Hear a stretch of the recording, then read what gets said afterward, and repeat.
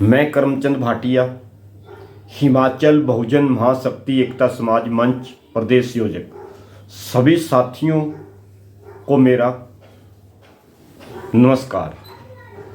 हिमाचल प्रदेश के माननीय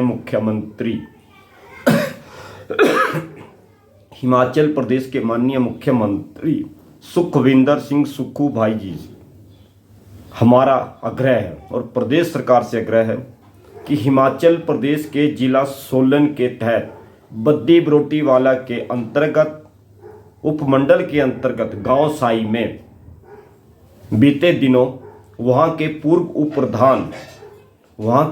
उप प्रधान सोनलाल की उनके जीजा के द्वारा, सुरेश कुमार जीजा के द्वारा इंटरकास्ट मैरिज के चलते जिस तरह सोनलाल को गोलियों से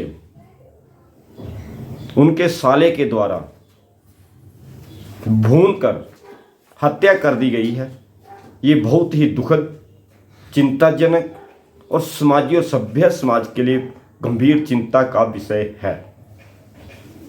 तो मेरा हिमाचल प्रदेश के माननीय मुख्यमंत्री सुखविंदर सिंह सुक्खू जी से और राज्य की कांग्रेस सरकार से आग्रह है कि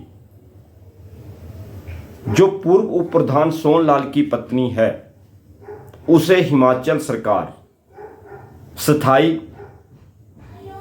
नौकरी सरकार में किसी भी विभाग में उपलब्ध करवाए ताकि वो महिला अपना जीवन यापन कर सके।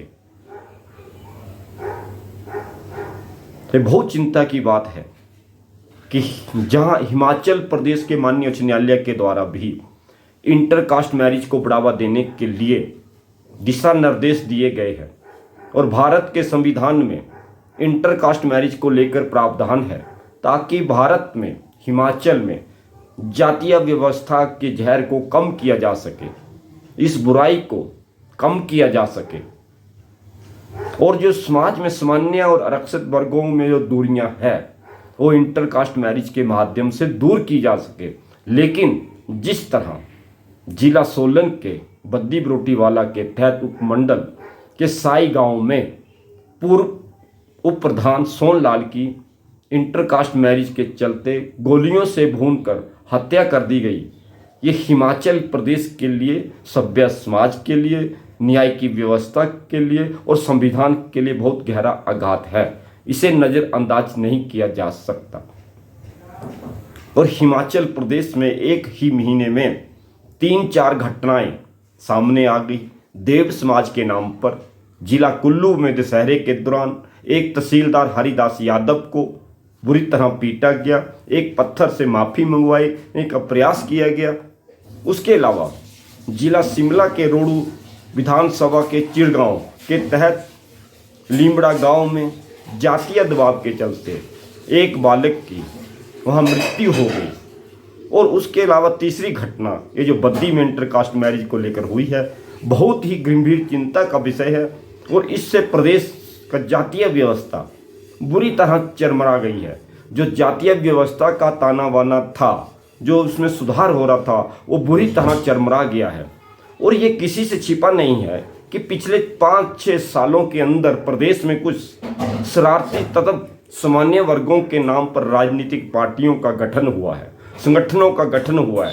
उनकी वजह से प्रदेश में जातीय जहर चरम सीमा पर अपनी राजनीति चमकाने के लिए, अपनी नेतागिरी चमकाने के लिए फैलाया गया, जबकि 5-7 साल से पूर्व प्रदेश में जातीय व्यवस्था बहुत कम हो गई थी, आपसी भाईचारा बढ़ रहा था, जात पात की घटनाएं कम हो रही थी, छुआछूत की घटनाएं कम हो रही थी।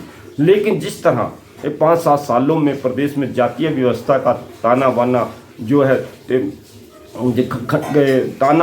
है बिखराव किया गया है, तार किया गया है, गंभीर चिंता का विषय है।